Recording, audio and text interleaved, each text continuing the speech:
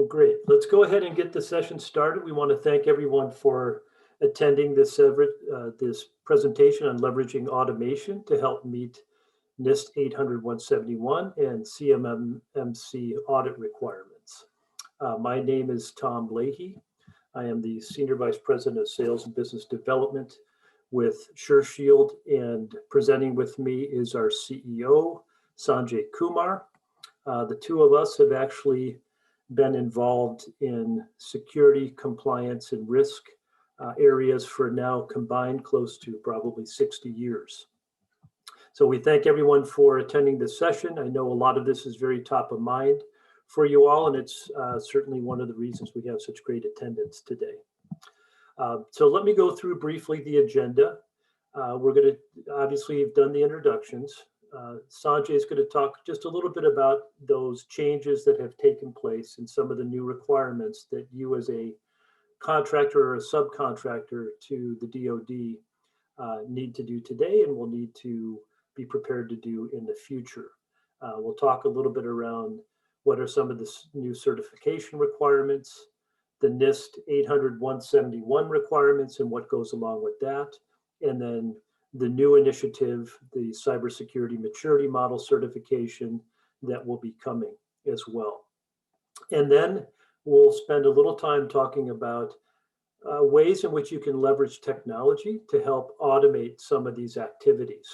And we'll show you specifically some tools that are available through our company SureShield with a specific focus around one product area that we are going to make available for participants who are here today to take a trial of that will help simplify actually doing those initial assessments and audits and provide the required data to submit to the DoD as well. And after that, we'll pause. We'll hopefully have enough time. I'm sure we'll have time for questions. And then go ahead and talk about some of the next pieces. We intend to make this presentation, the recording of this presentation, along with the content of this presentation available to you post the conclusion of the webinar. So with that, Sanjay, I'm going to turn it over to you and let you begin the first part of the presentation. Thank you, Tom, and good afternoon, everyone. We have a large group of attendees today. As Tom pointed out and indicated, I'm going to be highlighting for you the increasing need that businesses have today to establish automated systems and data-driven solutions to keep on top of the changing compliance requirements that are now applicable for DoD contractors. It has become that much more important since these compliance requirements have changed in the recent past. More than ever, keeping confidential the government and military information secure from prying eyes has become critical to the DoD and to the sovereignty of our country. Theft of intellectual property and especially confidential unclassified information by foreign governments and agents remains a big concern for the DoD, and as a result, prompting the introduction of CMMC. The recent SolarWinds hack that recently occurred highlighted the widespread complexity of foreign agents and their sophistication that is being used to orchestrate data hacks and breaches. Today, an estimated 300,000 contractors are considered to be part of the defense industrial base. All of these contractors are to show compliance with a set of practices that applies to them with regards to CMMC or the NIST 800-171 criteria. The DFARS that is currently there establishes the need for contractors to protect controlled unclassified information and federal contract information by providing adequate protective measures that are commensurate with the consequences and probability of loss, misuse, or unauthorized access to or modification of this information. So bottom line, if you're doing business with the DoD, you are to show practically how you are protecting all of that data and information on their behalf. The defaults clause still requires compliance with the 800-171 criteria that I'm sure all of you are very familiar with. Uh, However, the NIST, over a period of time, the NIST 800-171 will be replaced by the recently introduced CMMC practices. This in turn complicates the level of compliance complexity that you have to demonstrate in the interim period. For the time being, you have to comply with both NIST as well as CMMC.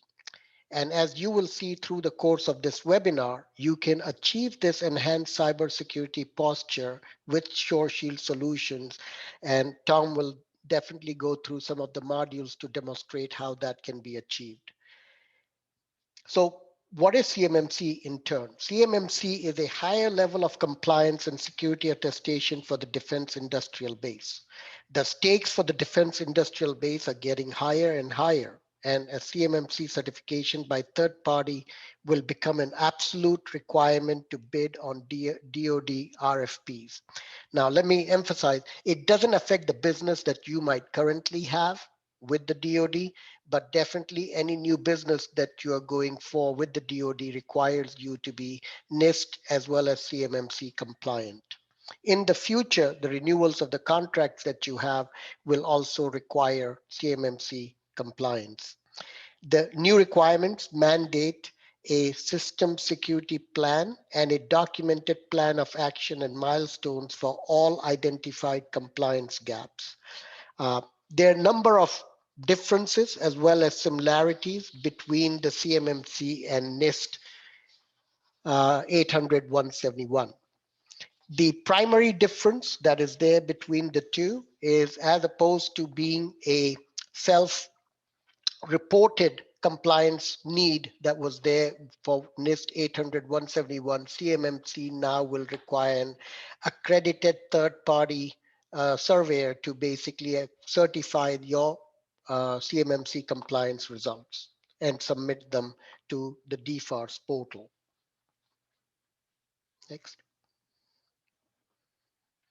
So there are 5 different levels that the CMMC practices can fall under, that any business would need to basically see where they stand. So each one of these 5 practices is cumulative to each other. So a business, out of those 300,000 different vendors, you could literally fall into one of these categories. Our experience has been that most of the folks are actually falling underneath the level 3 category.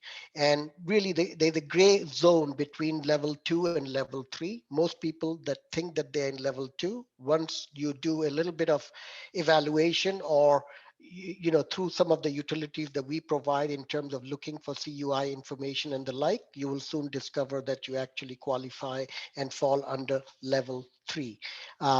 I'm not going to go through the details of each one of these levels. I'm sure a number of you are pretty familiar with them, but they're an increasing requirement for cyber hygiene practices to be in place within your organization. The higher the level, the more stringent the cyber hygiene practices that you are to basically have in place. What the 3 points that I'm going to emphasize that you need to keep in mind is that CMMC levels and their associate processes and practices are cumulative. So it doesn't mean that if you are falling in level 2 or 3, you only need to comply with what is applicable for that level. You need to also comply with the practices that are applicable for level 1, level 2, as well as level 3, if you think you're falling within those ones. Organizations must meet requirements for the level they seek in both practice and the process realm.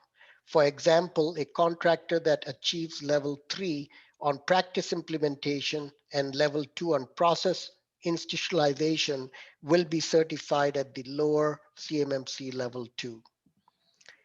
DoD prime contractors must flow down the appropriate CMMC level requirement to their subcontractors. This is extremely important, meaning that if you are passing on some of the job that you are doing on behalf of the DoD to subcontractors, you are to also ensure that they are meeting the same criteria that you are required to meet.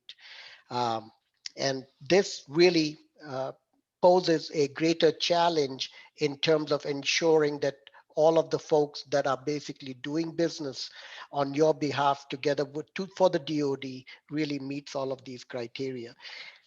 You can adapt to this new reality by adopting better data and workflow management systems in place that can keep you in a state of continued audit readiness and compliance. Bottom line is risk of non-compliance means loss of business.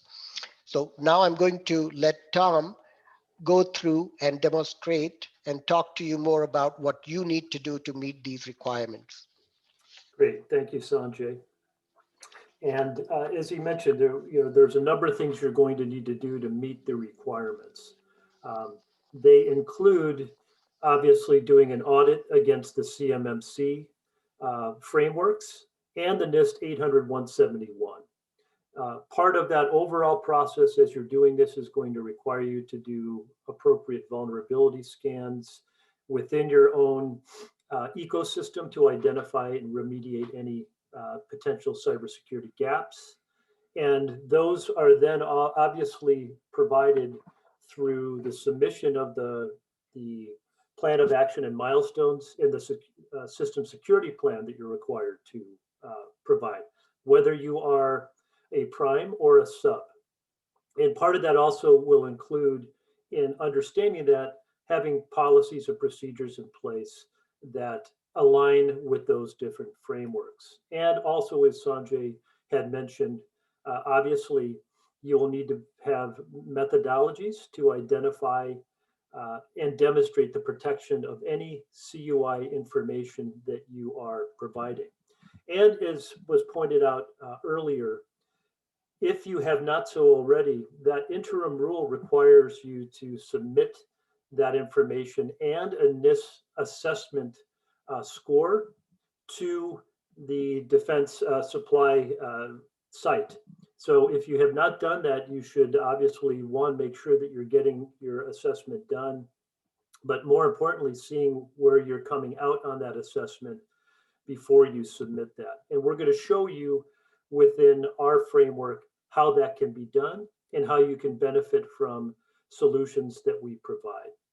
So specifically, a couple of things that are available through automation tools like those provided by us is one, simplifying the process of complying with both of these frameworks. As Sanjay pointed out, the NIST 800-171, and we believe they've actually added some to that under a 172, is a subset or it's a component of the overall CMMC pieces. There are actually more practices that fall on top of CMMC rather than NIST. But keeping in mind, as of today, you need to be doing both, or at least preparing for CMMC and doing all the things that are required under the NIST 800-171 framework and submitting that information to the DoD as well.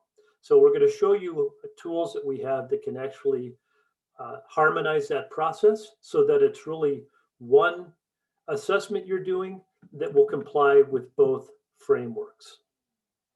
You can take advantage of tools as well that we have that will do automated web-enabled or web-based vulnerability scans to help identify where vulnerabilities are, and more importantly, to help you understand how to fix those and implement those. And those fixes can also at times be part of the plan in action and milestones that you submit. Obviously, they will be expecting that you're going to get those completed.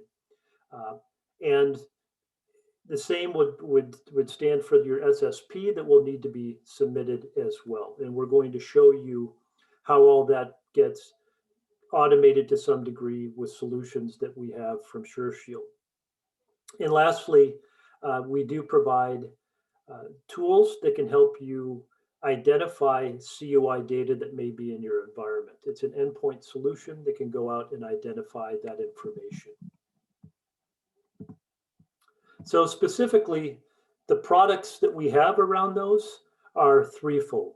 We have the ComplyShield framework, and for purposes of today's presentation and demo, I'm going to focus most of the time on that particular framework because that's the foundation for putting everything else and getting everything else in place. And that ComplyShield framework allows you to do, and it crosswalks across those two different frameworks. So utility wants for multiple purposes. We have a security shield solution that is our vulnerability scanning and remediation tool that can be used if you don't have those in place or we're looking to replace what you may have. Those can go out and identify where there are gaps in the cyber health of your organization and help you remediate those gaps and fix those, which ultimately leads to a better NIST assessment score for you. And then we also have an endpoint solution called HackShield that will allow you to identify any CUI that may be in your environment. And we have found a number of organizations have found this to be quite useful because there are some that might think that they're coming in at a level 1 or a level 2 and finding out very quickly that even because of the way that they're structured, they're actually housing information that would put you at that CMMC level 3 position. And out of all this comes various types of reporting and documentation and tools that you'll need to comply with these requirements. So with that, I'm going to pause briefly and I'm going to go into the SureShield platform, specifically focusing, as I mentioned, on the ComplyShield product.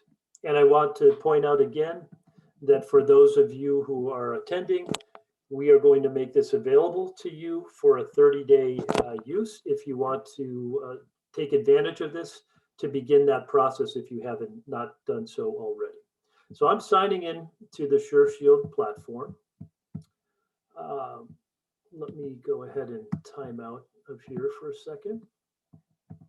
And I'm going to go to a specific customer called Stanley Aeronautics. And I'm going to go ahead and open up what we call our ComplyShield platform. You will notice that everything that is within here is kind of dashboard based. It gives you a high level view of what you have, and that it allows you to go ahead and drill down into that particular information. So in the case of Stanley Aeronautics, we've actually enabled both a CMMC level 3 and a NIST 800-171 framework. So within here, it's telling me here are all the controls that are associated with that. How many of those are compliant? How many of those are non-compliant? And we also provide to you, as part of this ComplyShield framework, a library of policies that meet the requirements. Now, those policies can be adapted for your use, or they can be modified or edited, or they can be utilized to help you have the appropriate policies in place. So if I go into this now, I'm going to go into these controls, and you'll notice on the left-hand side, I've got all of the specific framework regs and standards. You can see in this case, I've got both CMMC and NIST related frameworks. And we provide you the simple ability to actually filter in any way that you would like to. So in this case, if I were to just say, I want to just look at my NIST 171 items, then it's only going to filter down to those particular areas. And again, it provides you a means to filter in almost any way that you want. So it's very simple once you've set these up to begin the process of doing the assessments or surveys. And I'm going to actually show you how these things cross-pollinate so that when you are conducting this assessment, you only have to answer questions once, and then you can synchronize those questions across. All right, so just as an example to give you an idea of what those questions would look like, it would provide you with that particular area, what the question is around it, and then the answer in terms of how or how you may have currently addressed that particular issue. So some things could be implemented, some things may not be implemented, some may have an approved exception to them, some you may be addressing with your SSP and POA&M. So I'm going to come back out and give you an example. So I'm now going to come out and I'm going to go and look at some frameworks that are not implemented. So if you see on my right-hand side, I want to take a look at some questions that are specifically not implemented yet so that I can address those. And what you'll see here is now we have 6. There are 3 that relate to NIST and 3 that relate to CMMC. And you will notice there is some crossover with those particular questions. So for instance, let's go ahead and pick up this remediate vulnerabilities in accordance with assessments of risk. So if I were to go into this question right now, and I'm going into it under NIST, you're going to see that this question has not been answered. There's no uploaded evidence. There's no comments that have been added to this question. I'm going to back out for a minute, come back to the same, and you're going to see a similar CMMC related framework and standard. And you'll notice here as well, this has not been answered or updated. So let's go ahead on in and go ahead and answer one of those particular questions now. And we'll go into this one just because there's a similar particular question. I'm going to open this up. And now I'm going to go ahead and add some evidence. I'm going to say that there's, I've got a picture here that will show that I'm doing this. I can go ahead on in and add some comments. Put this in place recently.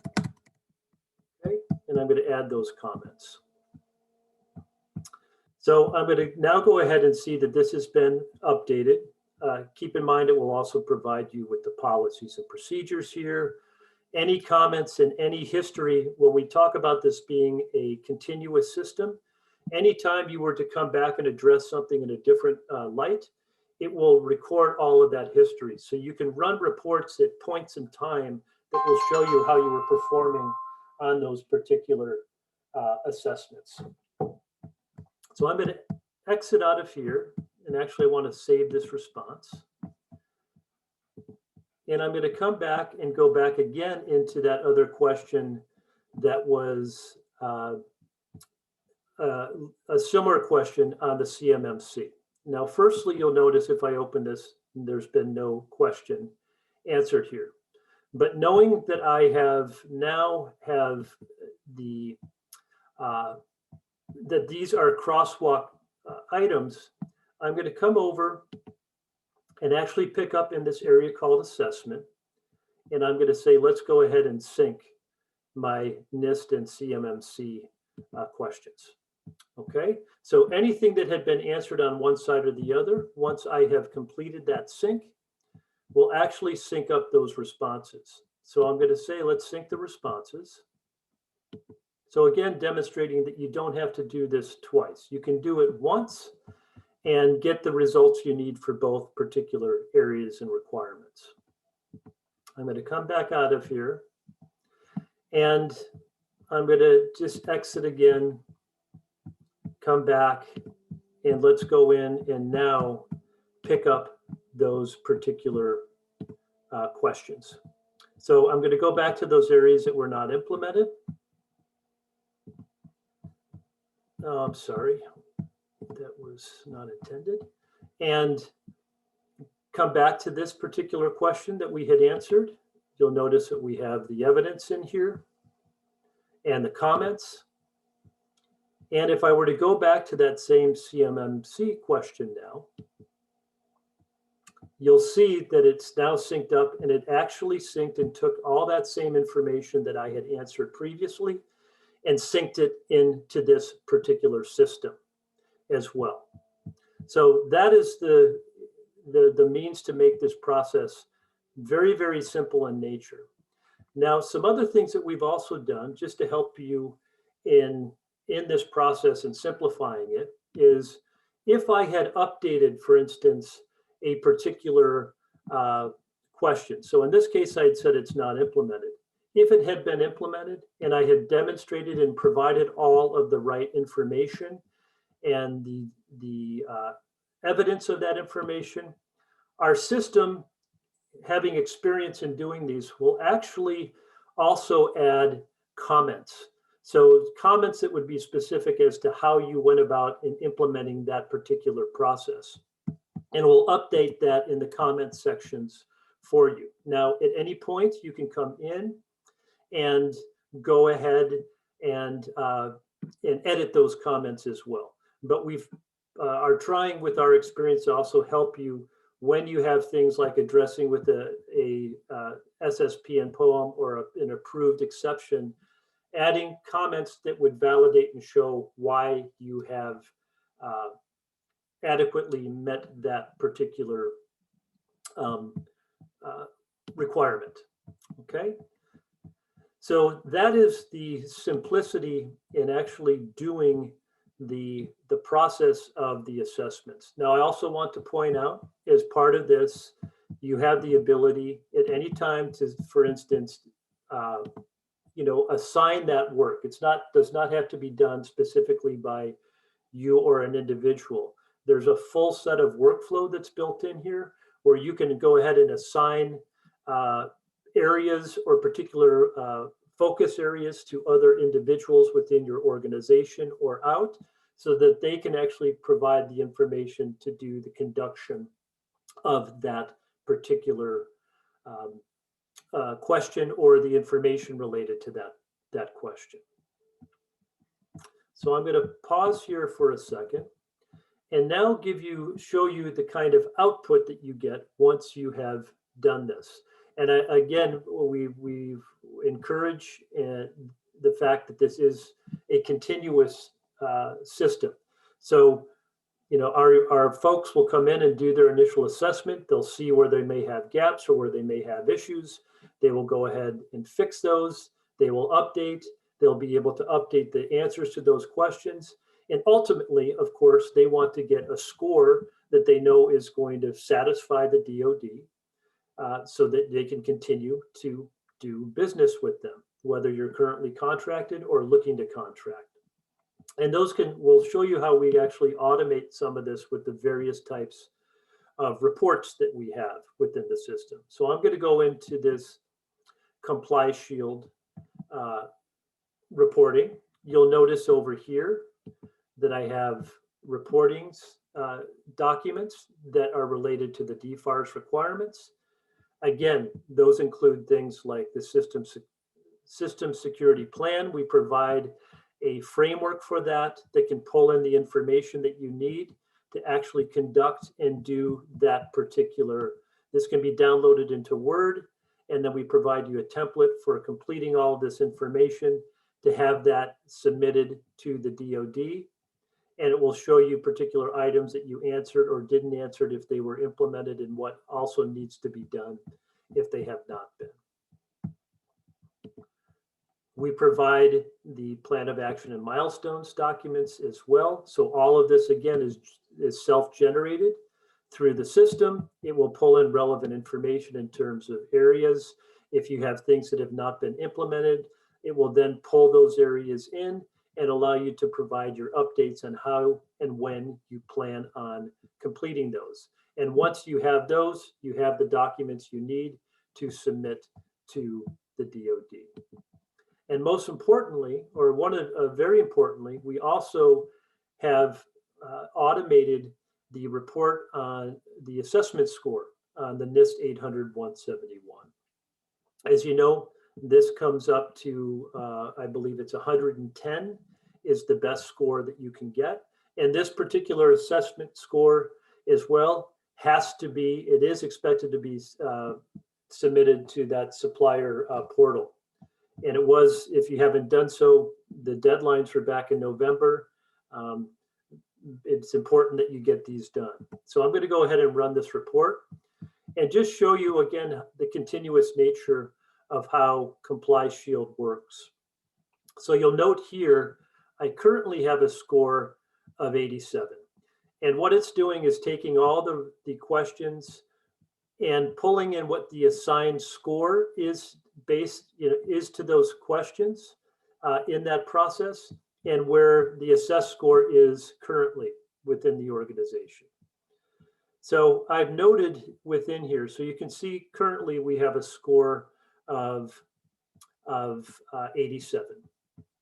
And I'm going to go ahead and pick up, I'm going to exit out of here, and I'm going to go back into my frameworks.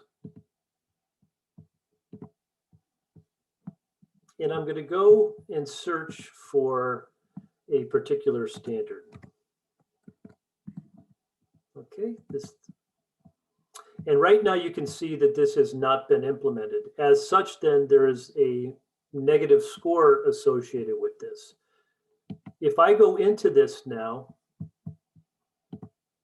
and again, there would be more information, but for purposes of timing on this demo, I'm not going to add a lot into here, but I'm going to go ahead and score this as implemented.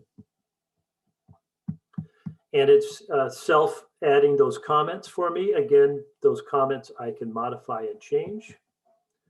I'm going to add those. I'm going to save this particular score or this assessment. And keep in mind, this particular area came with a NIST assessment score of 1, if I'm correct.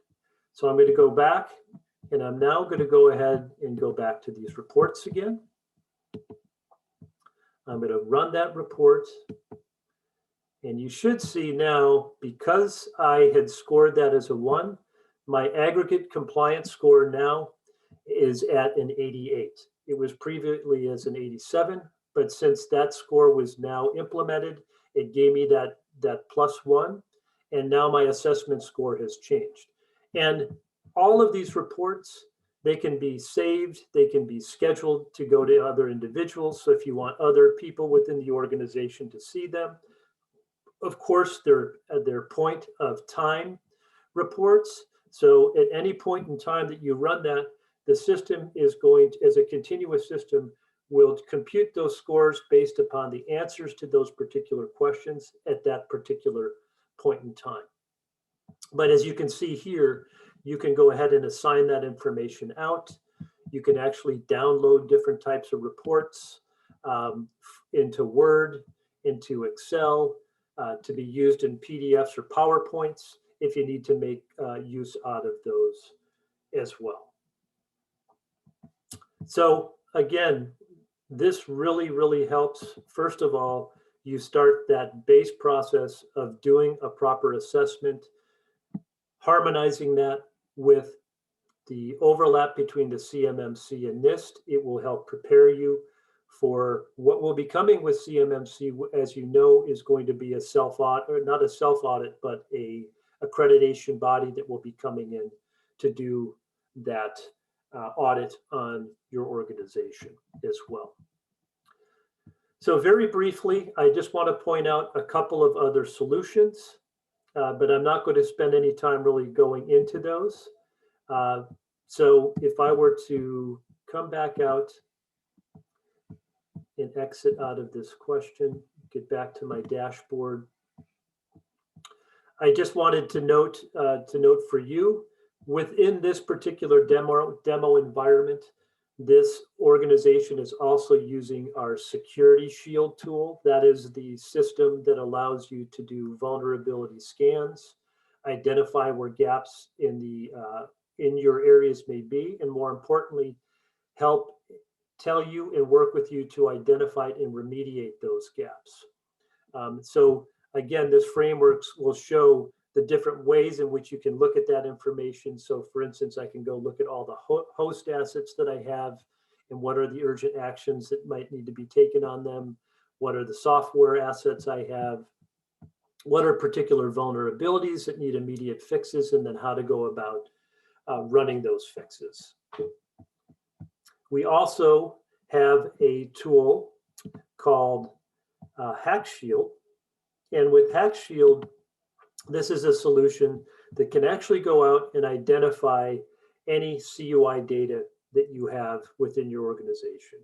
So again, if there's interest, you can basically run this, think of this as filtering in a similar way. So I want to go and look and see any of the CMMC related data that I have. It will tell you exactly where that is, where it sits, how many files there are, and where they reside. And we have tools that will allow you to actually set rules for determining how that information gets moved. So again, another layer of protection of that CUI data that you're working with. Again, which ultimately leads to how you go about conducting your NIST and CMMC assessments. And just like with ComplyShield, everything comes with a variety of different reports that you can run. I've just gone ahead and started to open up my SureShield security report and to run those. So with that, I'm going to go ahead and pause. Really, again, wanting to point out for you all that we will make the ComplyShield Manager available to you for 30-day use. It will help you to do that process, that initial process if you haven't done so already, but really streamline and automate this to make it easier and easier for you to use automation to comply. I'm going to go back now to briefly to our presentation.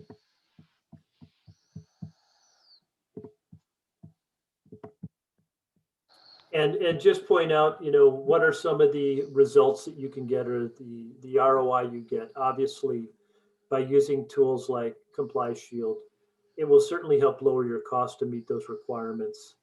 Harmonizing that across so that you are doing things once, but having it utilized for multiple purposes. And most importantly, with all of these, it assures your ability to continue to participate in current and future contracts, which will be required to protect your revenue, bid for new business, and ultimately stay ahead of your competitors. So to summarize, obviously, NIST is something that you have to be doing today and should be doing today. We have CMMC that's coming. It will be in the very short distance that you'll now have those auditors coming in, and you're going to have to go through that process. And we believe that you can use technology like ours to help you simplify that particular process. And Sanjay, I know you're back on. Is there anything else you would like to summarize before we go into some of the questions? No, I mean, I think, Tom, you did a great job of showing all of the different modules that can aid them. I think the key thing over here to emphasize is that compliance need not be burdensome. A lot of the solutions today, one of the key features of our solutions is they're also integrated with each other. So you benefit from the seamless flow of data to leverage across the different modules. And as Tom pointed out, the harmonization that actually occurs across them as well in terms of scoring the compliance practices. So really looking forward to working with any one of you that is interested in using the solutions. Great. And so now, firstly, I hope we'll probably be able to buy you all back a little time. But if you go into the toolbar on the Zoom conference, there is an area for Q&A. You should see Q&A, and we will open that up to any questions that any of you folks may have who are on this presentation. I do want to, so please go in there and enter your questions, and we'll go ahead and address those questions for you. Again, just to point out, as part of this, you will be receiving a follow-up email that will provide you access to the content, to the presentation. It will also should provide you access to the recording of the presentation as well. So please go ahead and ask your questions. I see that there's some starting to come in here right now. So I can address the first question, Sanjay. It's more of a pricing question. With the ComplyShield tool, how is it priced, and do I get charged for each different audit that I do or assessment that I do? And it's a one-time. What we've done is package these together. So the annual fee runs about $1,500 for utilizing the ComplyShield, and that comes with both the NIST and the CMMC frameworks. And keeping in mind that it's also, when we activate those frameworks, we activate them at the level that you need them to be activated for. So as you pointed out before, there are different practice levels. And so if you need to have it activated at a level 4, we activate it at a level 4. Okay, so I see. And Tom, I just want to emphasize what that also comes with the prepackaged template of policies and procedures applicable to the standards that are being activated. So in this case, it would be the NIST and the CMMC policy and procedure templates. Yes, that's all part of what comes with ComplyShield. There's no additional fee for that as well. Okay, so Sanjay, then there's a question about, let's see, here's one. When will CMMC certifiers be available to audit our firm?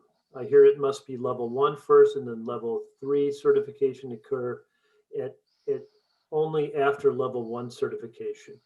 Do you want to address that? I don't know. Yeah. So right now, I mean, literally, the situation is still very fluid and is still being firmed up.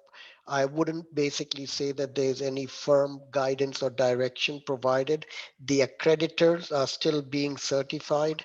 The process has not been laid out in terms of what will qualify, which organizations would qualify first or later. The only thing that we know as of this point in time is there is going to be a body of accreditors that will certify the results of your CMMC compliance audits. So that's all we know as of this point in time, but as more information becomes available, we'll certainly bring it over to you.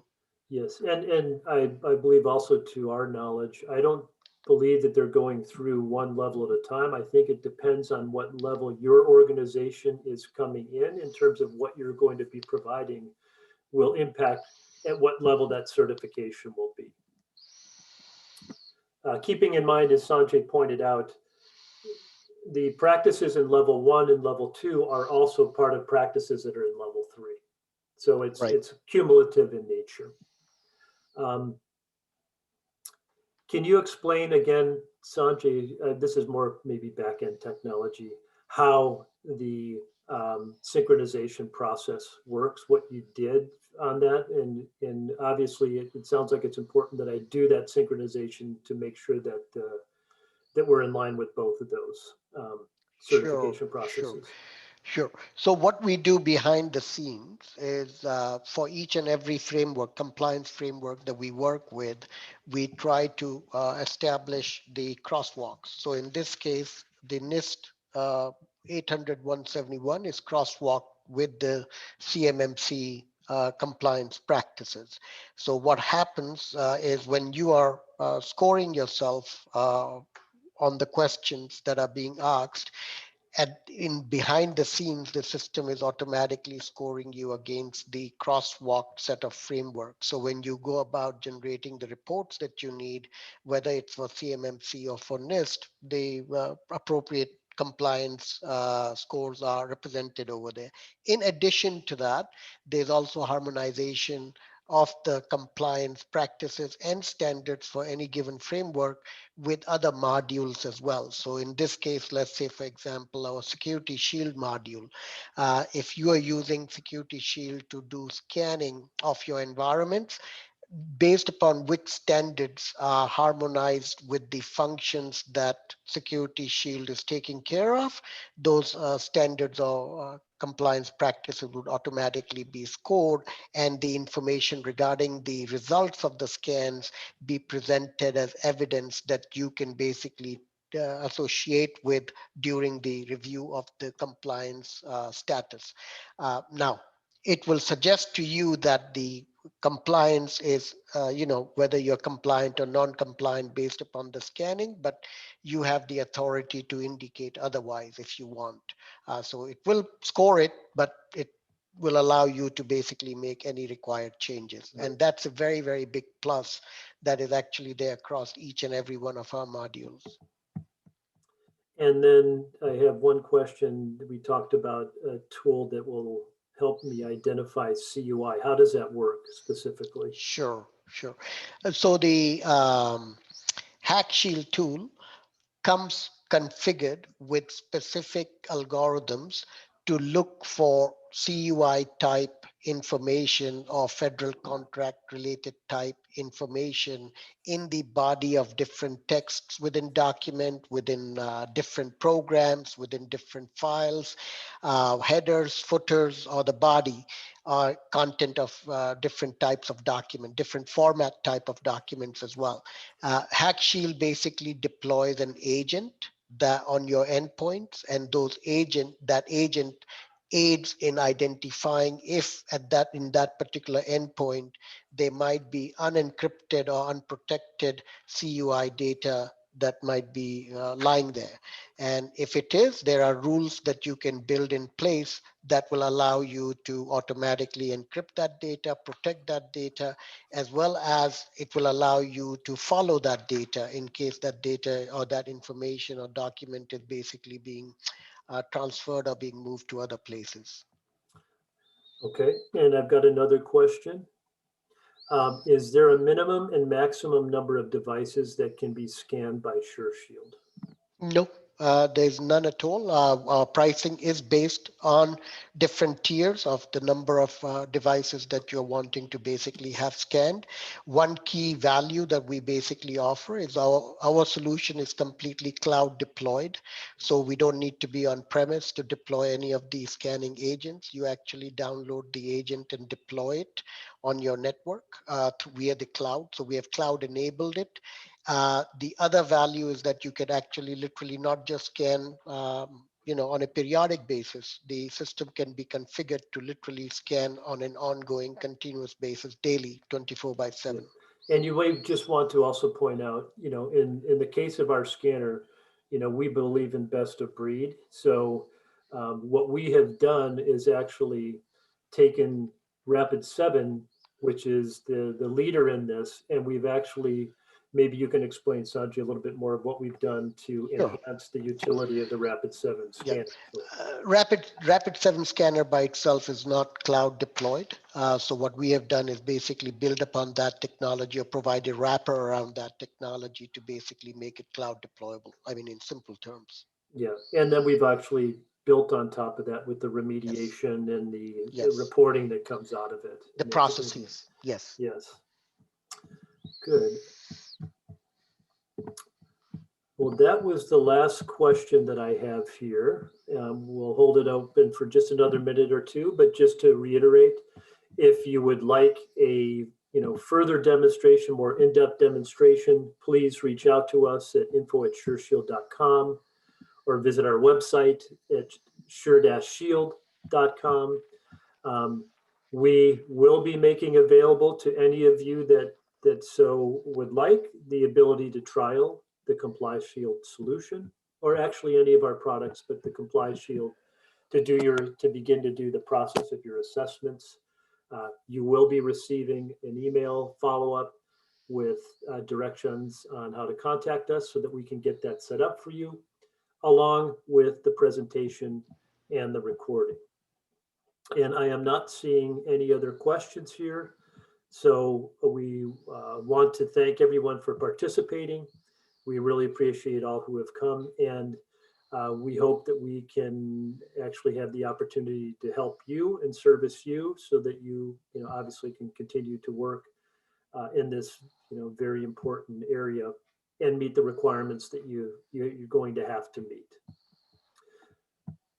So thank you, everybody. With that, we'll go ahead and conclude the presentation. Thank you.